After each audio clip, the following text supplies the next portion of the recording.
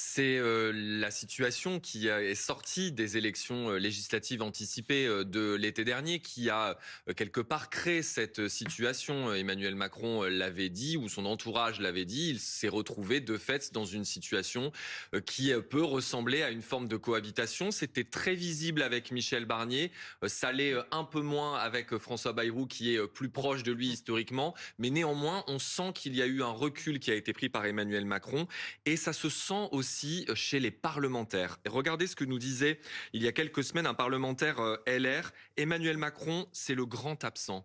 Il n'est plus dans la tête des gens. Il y a un air de fin de deuxième mandat de Jacques Chirac, période où il y avait à l'Élysée évidemment une ambiance assez figée, où il ne se passait plus grand-chose puisque Jacques Chirac s'était assez acquis qu'il ne se représenterait pas. Et on sait qu'on est dans une situation similaire cette fois, puisqu'Emmanuel Macron ne peut pas être candidat à un nouveau mandat. Une situation aussi d'isolement qui est imputée parfois à l'entourage plus proche du président de la République. Ce que nous disait un ministre: autour du président, les meilleurs conseillers sont partis.